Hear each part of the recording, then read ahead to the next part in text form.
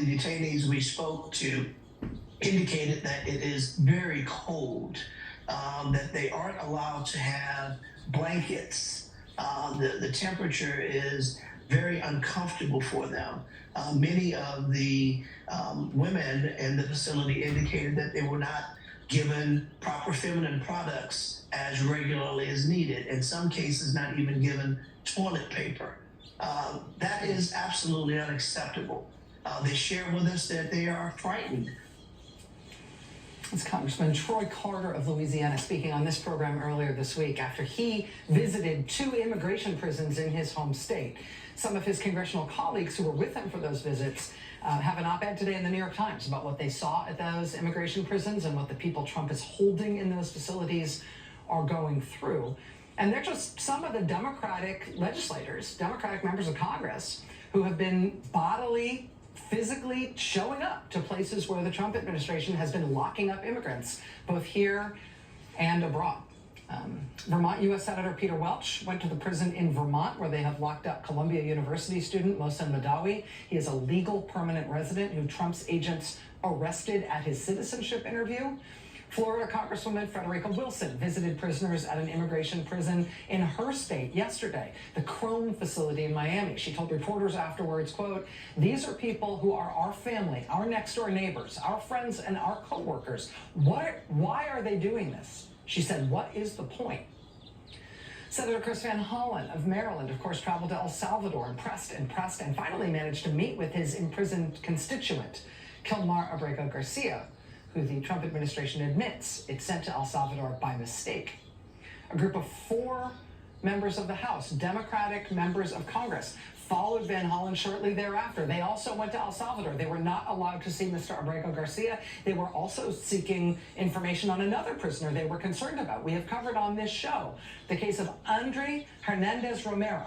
He is a 31-year-old makeup artist who says he fled Venezuela because he feared persecution as a gay man.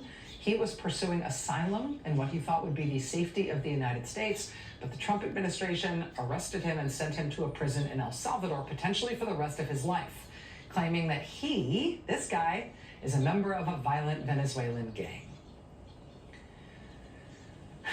The members of Congress who went to El Salvador tried to find out anything they could about Mr. Hernandez Romero. This is from Michelle Goldberg today, writing at the New York Times. She says, quote, "This week, 4 Democratic members of Congress went to El Salvador to try to see Abrego Garcia. While they were there, they sought proof of life for Andre Hernandez Romero. They didn't get it.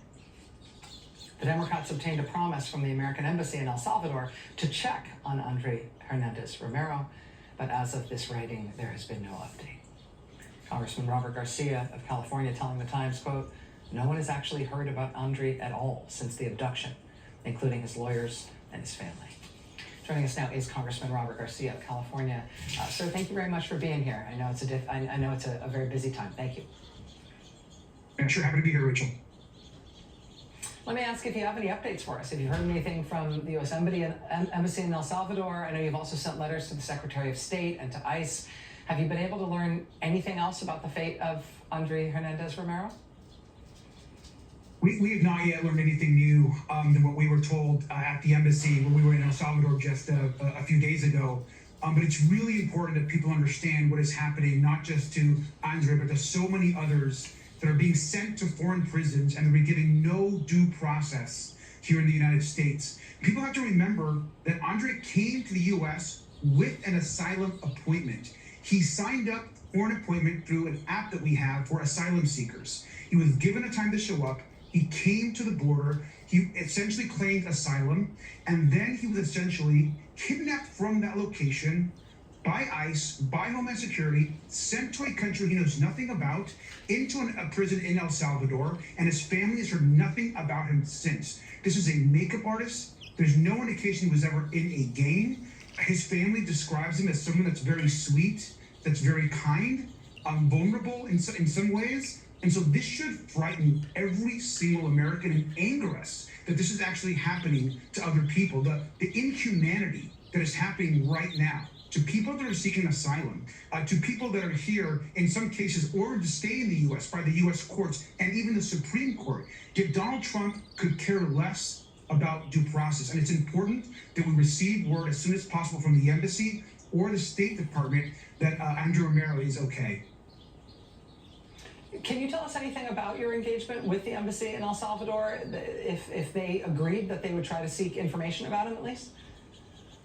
They did. I mean, look, we met directly with the U.S. ambassador there on the ground. And of course, we went there to continue to demand Kilmar's release, which, as we know, Donald Trump has defined the Supreme Court a unanimous decision, and Kilmar needs to be released immediately. So that was what we were there for. In addition to that, Andre's case is very important. He is someone that we need to ensure gets his due process. I've been talking to his lawyer team here also in the United States. The ambassador for the first time acknowledged his case, and for the first time after we left that meeting, made an official request to the Salvadorian government for a welfare check on Mr. Romero. And so that was the first time that we as a country have asked to see if he was even okay or alive. We're waiting for that response. We continue to follow up to get a response, but I'm hoping the U.S. ambassador keeps his word and gets a response on how he is doing. It is crazy to think that this young man is sent to this prison. We saw those pictures of him at CCOT, crying. He reports that he was crying out for his mom when actually he was being sent there. And so it's a horrific story. As an immigrant, a gay person myself, it just makes me so upset and angry that we would treat people this way. That are coming to the U.S. fleeing a horrific situation in their own country. Congressman Garcia, I need to ask you about a news story that has just broken within the past few minutes, and I apologize that I do not know everything about this, but we've just received word from the ACLU in Louisiana, and I'm just going to tell you what we've received from them. Today, in the early hours of the morning, the New Orleans ICE field office deported at least 2 families, including 2 mothers and their minor children, 3 of whom are U.S. citizens.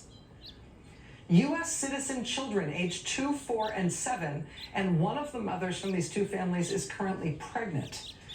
These are families, according to the ACLU, who were arrested on Tuesday of this week and Thursday of this week.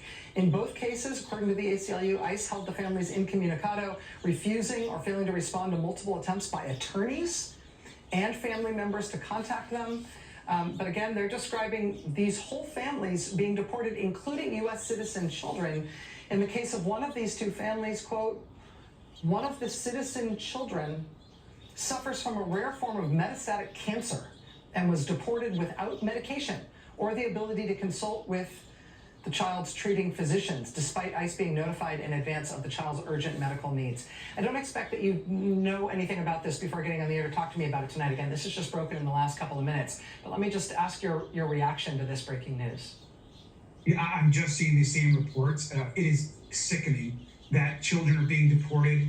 U.S. citizens are being deported, which we know is illegal, and which we know is also just inhumane. The idea that they are taking these children, there has been no due process. From what I can see from the reports, essentially, these agents are trying to rush through the process, trying to get people, ship them out of this country as fast as possible, giving them no real chance to go through the courts or through the process. And now we are deporting U.S. citizens, let alone children, to other countries, to Honduras, to other places. And what people need to understand, people in not just Democrats, but across this country, is we have to bring attention to this issue.